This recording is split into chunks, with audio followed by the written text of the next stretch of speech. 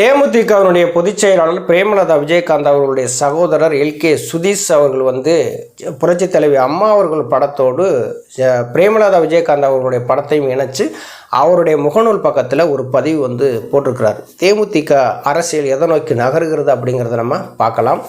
அனைவருக்கும் வணக்கம். தொடர்ந்து ஆதரவளித்தோர் அனைத்து அன்பு உள்ளங்களுக்கும் மிக்க நன்றி.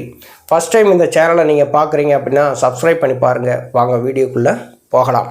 2005 மதுரையில் கேப்டன் விஜயகாந்த் அவர்கள் பல லட்சம் மக்கள் கூட தேசிய முற்போக்கு திராவிட கழகம் அப்படிங்கிற ஒரு கட்சியை ஆரம்பிக்கிறார்.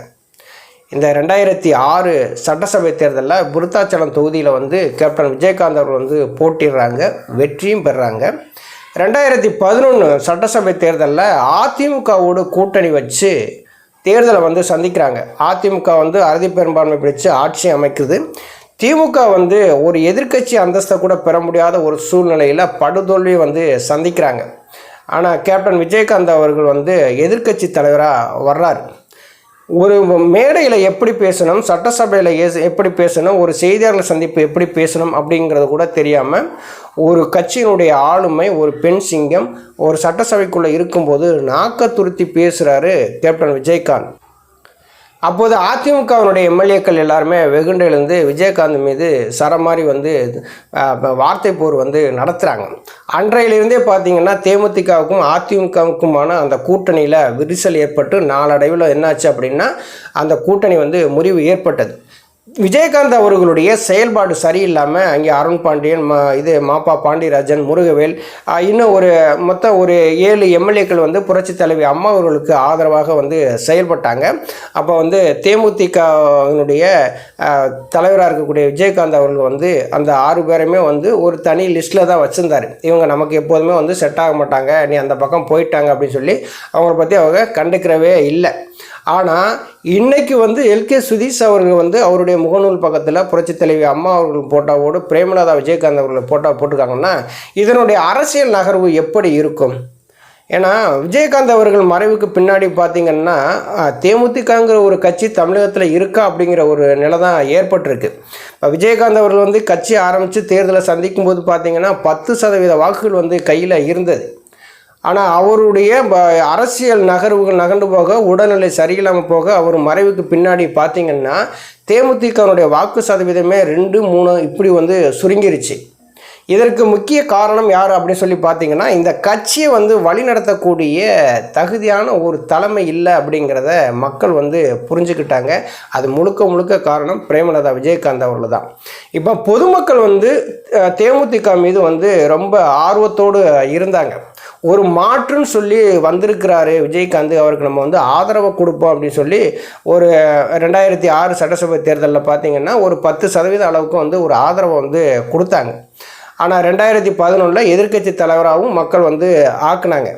ஆனால் இன்றைய அரசியல் எப்படி இருக்குது, தேமுதிகனுடைய அரசியல் எப்படி இருக்குது அப்படின்னா மாறி மாறி அதிமுக இல்லைன்னா திமுக, திமுக இல்லைன்னா அதிமுக, இப்படி மாறி மாறி கூட்டணி பேச்சுவார்த்தை நடத்தும் போது மக்கள்கிட்ட ஒரு வெறுப்பு ஏற்படுது. இது நிலையான முடிவு இவங்களால் எடுக்க முடியல அப்படிங்கிற ஒரு தெளிவு மக்களுக்கு வந்துடுது. 2024 பாராளுமன்ற தேர்தலில் எடப்பாடி பழனிசாமியோட தான் கூட்டணி வச்சுருந்தாங்க. அப்போது அதிமுகவுக்கு கூட்டணி வைக்கிறதுக்கு வேறு எந்த கட்சியிலும் வரலை. எடப்பாடி பழனிசாமி தலைமையை ஏற்று எந்த கட்சியும் கூட்டணி வைக்கிறதுக்கு தயாராகவும் இல்லை. போனால் தோற்று போவோம் அப்படிங்கிறது அவங்களுக்கு நல்லாவே தெரிஞ்சது. அதனால தான் கூட்டணிக்கு வர தயாராக இல்லை. கடைசியாக தேமுதிக போய் கூட்டணியில் போய் இணைஞ்சாங்க. அப்போ பார்த்திங்கன்னா 5 எம்பி தொகுதி, ஒரு ராஜ்யசபா சீட்டு நாங்கள் தந்துடுறோம் அப்படிங்கிற மாதிரி தான் பேச்சுவார்த்தையெல்லாம் நடந்திருக்குது. இப்போ அந்த பாராளுமன்ற தேர்தலில் தோல்வியை சந்திக்கிறாங்க. சந்தித்த உடனே பார்த்திங்கன்னா இப்போ ராஜ்யசபா உறுப்பினர்களுக்கான ஒரு தேர்வு நடந்தது. மாநிலங்களவை உறுப்பினரில் ஒரு 6 இடங்கள் காலியாக இருந்தது.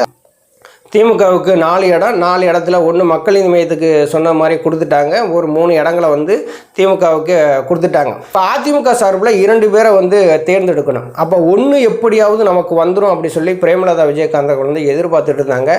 ஆனால் எடப்பாடி பழனிசாமி நாங்கள் தேமுதிகவுக்கு நாங்களாம் கொடுக்கணும்னா ஒன்றும் நாங்கள் சொல்ல கிடையாதுங்க அப்படின்னு சொல்லி அவர் கம்பி நீட்டிட்டு போயிட்டார். இங்கே பிரேமலதா விஜயகாந்த் அவர்கள் வந்து சொல்லிட்டாங்க, ஒரு நம்பிக்கைக்குரிய ஒரு அரசியல்வாதிகளுக்கு வந்து ஒரு நம்பிக்கை வந்து ரொம்ப முக்கியம், அந்த நம்பிக்கையை வந்து காப்பாற்ற வேண்டியது எடப்பாடி பழனிசாமியோட கடமை அப்படின்னு வந்து சொன்னாங்க. கடைசி வரைக்கும் எடப்பாடி பழனிசாமி அது கொடுக்கல. இப்போ என்ன ஆகி போச்சு, எடப்பாடி பழனிசாமியோட தேமுதிக கூட்டணியில் இருக்காங்களான்னா இப்போதைக்கு கூட்டணியில் கிடையாது. எடப்பாடி பழனிசாமி தான் சொல்கிறாரு 2026 சட்டசபை தேர்தல் வரைக்கும் இந்த கூட்டணி தொடரும்னு சொல்கிறாரு. ஆனால் பிரேமலதா விஜயகாந்த் அவர்கள் வந்து பொருள்படுத்தவே இல்லை எடப்பாடி பழனிசாமியுடைய அறிக்கையை. எடப்பாடி பழனிசாமி என்ன சொல்லியிருந்தாரு, 2026 தேர்தல் முடிந்த பின்னாடி உங்களுக்கு ஒரு ராஜ்யசபா சீட்டு தர்றோம் அப்படின்னு சொல்லிட்டாங்க. அதோட அது அப்படியே இருக்குது. பிரேமலதா விஜயகாந்த் அவர்கள் என்ன சொன்னாங்க, கேப்டன் விஜயகாந்த் அவர்களுடைய போட்டோவை வந்து யாரும் வந்து பயன்படுத்தாதீங்க, நீங்கள் வந்து கூட்டணி வந்து உறுதிப்படுத்தும் வரை யாரும் வந்து பயன்படுத்தக்கூடாது அப்படின்னு வந்து சொல்லியிருந்தாங்க. ஏன்னா விஜய் அவர்கள் வந்து இப்போ ஒரு பிரச்சாரத்துக்கு வேறு எங்கும் போகும்போது விஜயகாந்த் படத்தை பயன்படுத்திப்பாங்க போல, அதனால அந்த இதை சொல்லியிருக்காங்க, கூட்டணி உறுதிப்படும் வரை எந்த கட்சியுமே வந்து விஜயகாந்த் அவர்களுடைய படத்தை பயன்படுத்தக்கூடாது அப்படின்னு வந்து சொல்லியிருந்தாங்க. இன்றைக்கி பார்த்தீங்கன்னா புரட்சித் தலைவி அம்மா அவர்கள் படத்தோடு பிரேமலதா விஜயகாந்த் அவர்களுடைய படத்தையும் இணைச்சி போட்டிருக்காங்க. அப்படின்னா இது என்ன, இது எப்படி விஜயகாந்த் அவருடைய படத்தை வேறு யாரும் போடக்கூடாது அப்படின்னு வந்து நீங்கள் சொல்கிறீங்க, அப்போ எப்படி புரட்சித் தலைவி அம்மா அவர்களுடைய படத்தை நீங்கள் போடுறீங்க? அப்போ இதில் என்ன நடக்குது அப்படின்னா, சமீபத்தில் வந்து பிரேமலதா விஜயகாந்த் அவர்களை வந்து கேசி வீரமணி அவர்கள் வந்து சந்தித்ததாகவும் அந்த ஒரு பேச்சுவார்த்தை நடந்ததாகவும் ஒரு தகவல் இருக்குது.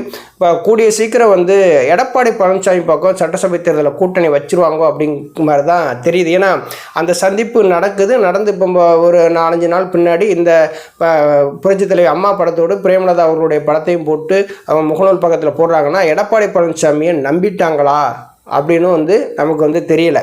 அதற்கடுத்து பார்த்திங்கன்னா இந்த 2026 சட்டசபை தேர்தலில் வந்து நாங்கள் ஒரு இலக்காக வச்சு நகர்ந்துக்கிட்டு இருக்கோம் அப்படின்னு சொல்லி பிரேமலதா விஜயகாந்த் அவர்கள் வந்து சொல்கிறாங்க. புரட்சித் தலைவர் அம்மா அவர்களுக்கு ஈக்குவலாக வந்து நம்ம இருக்கணும், நம்மளும் ஒரு பெண் ஆளுமையாக வரணும் அப்படின்னு சொல்லி நினச்சி இந்த படத்தை இப்படி போட்டாங்களா அப்படிங்கிறதும் புலப்படலை. அரசியலில் ஒரு தன்னிகரற்ற தலைவியாக ஒரு பெண் ஆளுமையாக இன்றைக்கி வந்து அரசியலில் இந்த அளவுக்கு நிலச்சி நின்றாங்க அப்படின்னா புரட்சித் தலைவி அம்மா அவர்கள் மட்டும்தான். அவர்கள் மாதிரி இன்னொரு பிறவி எடுத்தாலும் யாரும் வர முடியாத ஒரு சூழ்நிலை தான் இன்றைக்கி இருக்குது. புரட்சித் தலைவி அம்மா அவர்கள் படத்தோடு பிரேமலதா விஜயகாந்த் அவர்களுடைய படத்தை போட்டதுனால அம்மாவுக்கு ஈக்குவலாலாம் அவங்க வந்து வர முடியாது. தனிச்சு நின்று களங்கன்று வெற்றி பெற்று ஆட்சியை அமைக்கக்கூடிய திறன் புரட்சித் தலைவி அம்மா அவர்கள்ட்ட வந்து இருந்தது. பிரேமலதா விஜயகாந்த் அவர்கள்ட்ட அந்த திறன்லாம் கிடையாது. யாராவது கூட்டணிக்கு யாராவது வந்து கேட்டாங்கன்னா எவ்வளோ சீட்டு கொடுக்காங்களோ அந்த சீட்டுக்கு தகுந்த மாதிரியும் நோட்டுக்கு தகுந்த மாதிரியும் அவங்களுடைய அரசியல் நகர்வுகள் வந்து நகர்ந்துக்கிட்டே தான் இருக்குது. மக்கள் மத்தியில் தேமுதிக மீது இருந்த அந்த செல்வாக்கு வந்து நாளுக்கு நாள் வந்து குறைஞ்சிக்கிட்டே வருது. வேறு விதமாகவும் நம்ம இப்படியும் பார்க்கலாம். அம்மாவனுடைய விசுவாசி யார் அப்படின்னா ஐயா ஓபிஎஸ் அவர்கள் தான். இன்றைக்கி அம்மா கூட வந்து அரசியல் பயின்று பல தேர்தல் வியூகங்களை வளர்த்து வெற்றி கண்டவரும் ஐயா ஓபிஎஸ் அவர்கள் தான். இன்றைக்கி வந்து மக்கள் செல்வாக்கு ஐயா ஓபிஎஸ் அவர்கள்ட்ட இருக்குது அப்படிங்கிறது தேமுதிகவுக்கும் நல்லாவே தெரியும். ஏன்னா 2024 பாடம் வந்து எல்லாரும் அறிந்தது தான். இன்றைக்கி வந்து தொண்டர்கள் எங்கள் பக்கம் இருக்குன்னு சொன்ன எடப்பாடி பழனிசாமி வெற்றி பெறவே முடியலை. என் பக்கம்தான் தொண்டர்கள் இருக்கிறாங்க அப்படின்னு ஐயா ஓபிஎஸ் அவர்கள் களத்தில் நின்றாங்க. கிட்டத்தட்ட ஒரு 33% வாக்குகள் வந்து வாங்கினாங்க. தொண்டர்கள் வந்து என் பக்கம் முழுமையாக இருக்குன்னு சொன்ன எடப்பாடி பழனிசாமி டெபாசிட் இழந்தது தான் மிச்சம். புரட்சித் தலைவி அம்மா அவர்களுடைய வாரிசாகவும் தொண்டர்களுக்கு ஒரு தலைவனாகவும் ஒரு களத்தில் நின்று தன்னுடைய ஆளுமை வந்து ப்ரூவ் பண்ணியிருக்காங்க ஐயா ஓபிஎஸ் அவர்கள்.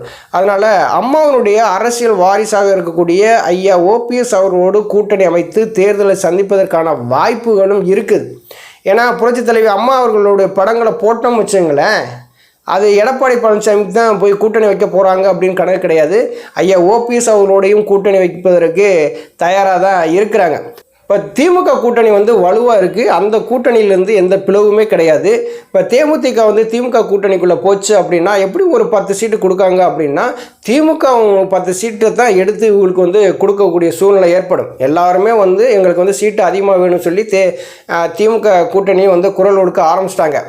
அப்போ அங்கே போகிறதுக்கான வாய்ப்புகள் வந்து கம்மியாக தான் இருக்குது. ஏன்னா எடப்பாடி பழனிசாமி தரேன்னு சொன்ன ஒரு சீட்டையே அவரால் தர முடியலை. அவர் கூட கூட்டணி வச்சோம்னா அது நம்பகத்தன்மையாக இருக்குமா அப்படிங்கிறதும் அது ஒரு கேள்விக்குறியாக தான் இருக்குது. அப்படிப்பட்டவரோடு அவங்க வந்து தேமுதிக வந்து கூட்டணி வச்சு தேர்தலை சந்திக்கிறத விட ஐயா ஓபிஎஸ் அவரோட கூட்டணி வச்சு நம்ம தேர்தலை சந்தித்தா நல்லா இருக்கும் அப்படிங்கிற மாதிரி தான் அவங்க பிரேமலதா விஜயகாந்த் அவர்களுடைய நினைப்பும் இருக்கலாம். ஐயா ஓபிஎஸ் அவர்களோட தலைமையில் வந்து ஒரு பெரிய கூட்டணி உருவாவதற்கான வாய்ப்புகள் இருக்கும்ல. ஏன் அந்த வாய்ப்பு நோக்கி நம்ம வந்து நகரக்கூடாது அப்படின்னு சொல்லி மறைமுகமாக அம்மாவனுடைய விசுவாசியாக இருக்கக்கூடிய ஐயா ஓபிஎஸ் அவர்களோடு கூட்டணி வைக்க நாங்கள் தயார் அப்படின்னு சொல்லிட்டு ஒரு சமிக்கை கூட அவங்க வந்து கொடுத்துருக்கலாம். இன்றைக்கி அம்மா படத்தை போட்டதுனால பிரேமலதா விஜயகாந்த் அவர்கள் அம்மா மாதிரி ஒரு ஆளுமையாக வந்து வரவும் முடியாது. நீ எடப்பாடி பழனிசாமியோட கூட்டணி வைக்கிறதுக்கும் அவரால் வந்து முடியாது.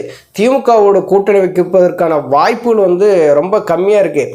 அப்போ ஐயா ஓபிஎஸ் அவர்களோட கூட்டணி வச்சு நம்ம வந்து ஓட்டு சதவீதத்தை அதிகரிச்சிடலாம். பின்னாளில் வந்து தன்னுடைய மகனுக்கு வந்து ஒரு அரசியல் நகர்வுக்கு இது வந்து உறுதுணையாக இருக்கும் அப்படின்னு கூட அவங்க வந்து நினச்சி கூட போடலாம். இது முழுக்க எல்லா விதத்துலேயும் ஒரு சந்தேகத்தை எழுப்பக்கூடிய ஒரு செய்தியாக தான் இருக்குது. எந்த பக்கம் ஒரு கூட்டணியில் போய் நகர்றாங்க அப்படிங்கிறத நம்ம பொறுத்திருந்து தான் பார்க்கணும். நன்றி, வணக்கம்.